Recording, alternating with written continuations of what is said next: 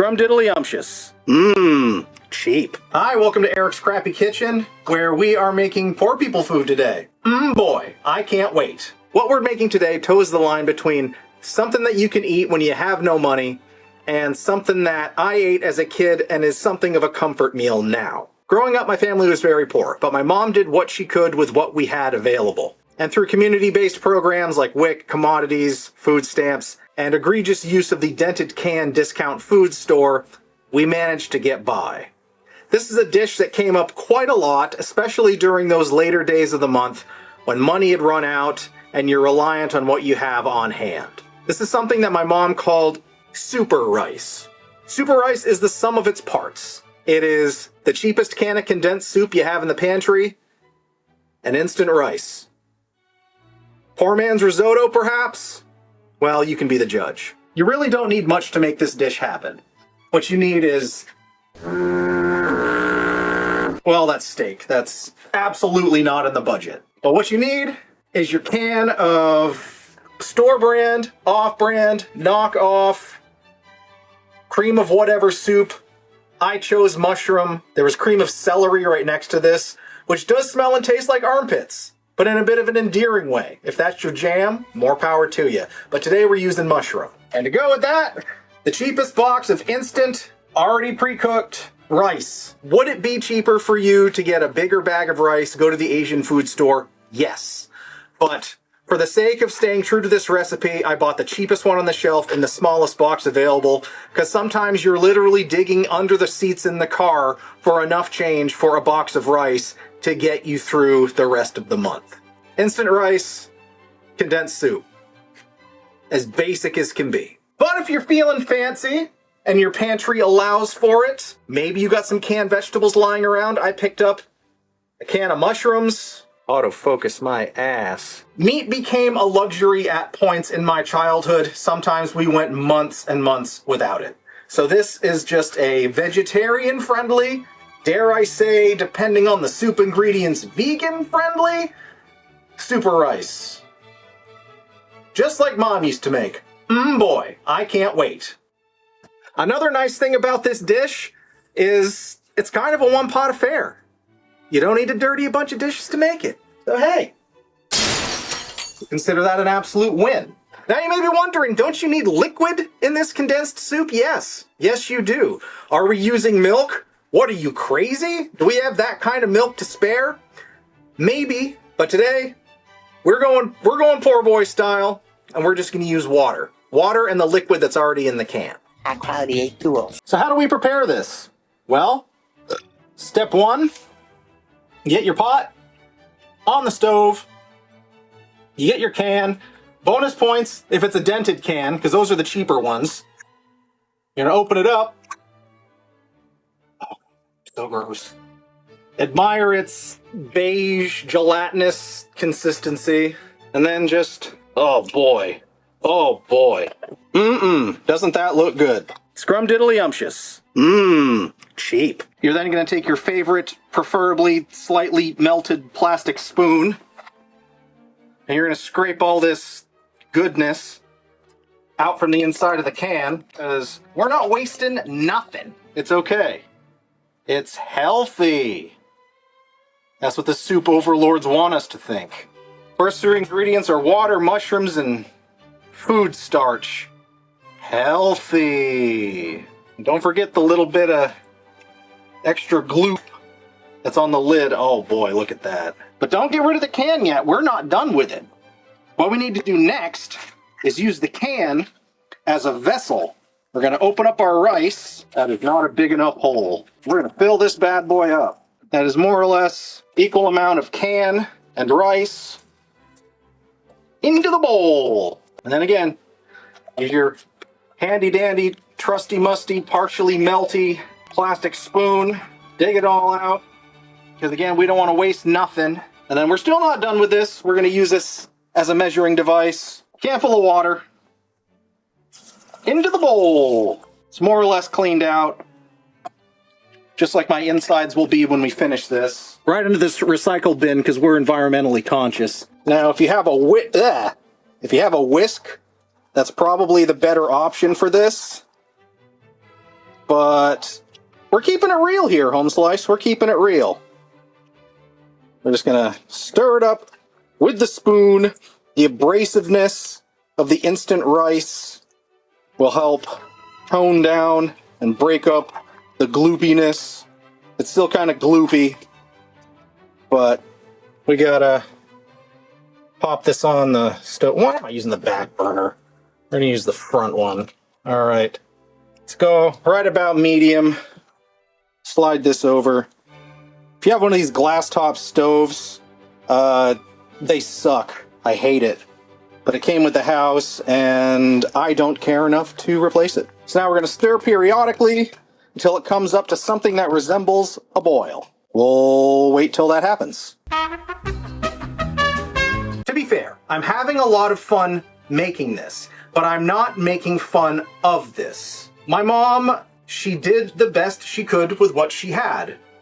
And it wasn't always great, but it kept us fed. This is one of those, the kids need to be fed, we need to make something dishes that my mom was kind of ashamed of. Inadvertently though, years later, we did look back on these meals with a lot of fondness, much to my mom's surprise, and that actually brought her a lot of joy. The fact that something that was absolutely a meal of desperation became something that we kind of look back on with comfort. Don't forget to stir periodically because this stuff will stick. And if you're deciding to use some extra canned veggies like I'm gonna do, just to bolster this a little bit, go ahead and get those drained. You could probably add them when it finished, but I'd rather cook as much flavor into this instant rice as I can. Some people can't handle a canned mushroom. I admit the texture gets a little weird. What? They're just little saltwater sponges. They're gross, and I love them. Into the pot, into the recycling bin, because we're not a savage. Oh yeah! Stir them up. Don't spill it on the floor. With the mushrooms in there, looks a little bit better. Not gonna lie. My mom actually got a variant of this recipe published in a women's magazine in the early 2000s. I wish I still had a copy of it. But it consisted of more or less a crock pot version of super rice, where you take the crock pot, you put 1 or 2 frozen hamburger patties on the bottom, you put your rice in, you put your cream soup in, and then you stir in a bag of frozen vegetables, usually like ends and stems and things. The cheapest one, put that in as well. Stir that up, put the pot on, leave it on low and go to work. By the time you get home, you got a dinner that you can feed a household of people, which she did, with 2 hamburger patties and some shit from the pantry in the freezer. Bubbles are starting to break on through. Again, this stuff will stick if you take your eyes off it, so be mindful. I don't want to season this. My mom wasn't great on the seasoning front. I gotta add something. We're getting a little bougie here. We have a 5 pepper blend and a little Redmond real salt. This is the good stuff. There's a lot of salt in this, so we don't want to go nuts. Couple little pinches there. You can always add more, but you can't take it away. We just cooking, baby. We just cooking. And if you have it, and if you want it, you can stir in a little butter for some extra richness since we didn't use milk or anything. Other flavor options, a little MSG would help bolster the mushrooms in there to increase the umami. Along those same lines, you can stir in a little soy sauce, a little Worcestershire sauce. Any seasonings you like. It's a pretty bland, blank palate. It is more or less at a simmer here, so we're gonna grab a lid, preferably one that fits. Turn the heat down to low, keep an ear on it, we're gonna let it sit for a minute. Also, clean up while you wait for it to cook. Bunch of savages. Tell me I'm not the only one that does this. If all this is out of focus, feel like it's focusing. And the waiting is the hardest part. Normally with rice, you're not going to be taking the lid off and stirring it. What we're doing here is just keeping it going until the rice gets soft enough. It's instant rice, it's already cooked. It's not going to take very long. So test periodically, unless you like it super gloopy, and then just let it go. But honestly, 6-7 minutes is probably all you're gonna need. Oh, brother, this guy stinks! Realistically. I did not look at the clock when I started this. Test periodically. So what do you do while you wait? Make a tasty beverage. Mountain Dew or crab juice? We gonna get fancy with this Mountain Dew though while we wait. So we got our syrup in the cap, but we're gonna put in some of this berry dragon fruit Mio and make ourselves some berry dragon fruit Mountain Dew. Cause why not? We just cooking, baby. Oh God, that looks dehydrated.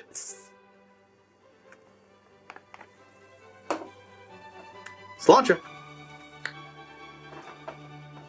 Delicious. Consistency's coming together now. As we can see, the liquid's soaked in quite a bit. Poor man's risotto. Grab your utensil for texture, taste, and purposes. We're about 80% of the way there. She's definitely bland. We're going with some flavor crystals, a little of the M to the S to the G. It's delicious science. Again, this is just going to bring out some of the umami, the richness, the earthiness, the deliciousness of these mushrooms. We're also going to do a shake of the Worcestershire sauce. Again, I'm going a bit overboard here, but I'm the one who's going to have to eat this. You can do this straight up. It's fine. A little bit. We just want to give it that something something. And then lest we forget, just a little garlic powder. SPG, salt, pepper, garlic. Put it in everything that you make and it'll taste better. Huge difference. Lid back on. We'll give it about 2 more minutes. While we wait, we're going to try this pickled cauliflower and carrots. If you never had pickled cauliflower, you're missing out. Hell yeah. Salt, vinegar. Don't breathe in. Don't breathe in the vinegar. Ooh. Oh yeah. Ah, I'm dying. Ah. That'll make your bowl run. It's been about 2 minutes. We're gonna call it good. Grab your favorite bowl if you have one, or if you don't, grab one with a chip on it. So you got some nice wabi-sabi. Here's our finished product. As gloopy and sloppy as it looks, that is what we're looking for. If you can serve it without an extra utensil, even better. There we go. This is probably good for 2 people, realistically. It ain't the prettiest thing in the world, but it doesn't need to be. It's just supposed to feed you. Turn on the table lights. Okay, turning on 2 lights. Honestly, that's it. Does it look great? No. Will it keep you fed? Yeah. Does it taste good? It's decent. A little fresh Parmesan would go a long way. A little more salt. Bonus points if it comes out of one of these old school Tupperware salt shakers. All told, this is a fancier version of super rice than my mom ever made. Even keeping it as basic as I did. It's palatable, it's beige, but it'll keep you full to the next meal. Whether you know or not where that's going to be. Try making super rice for yourself.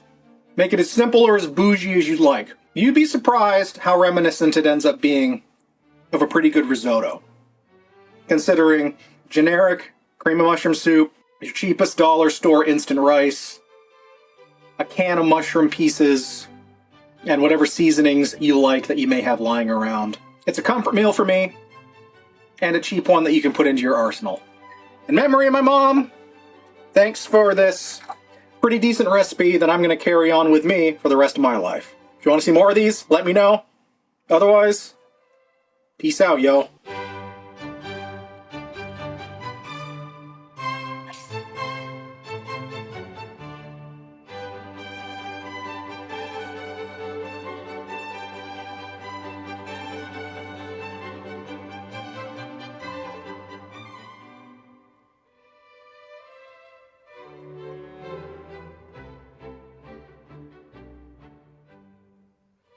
Can I still call it soup if I'm eating it with a fork?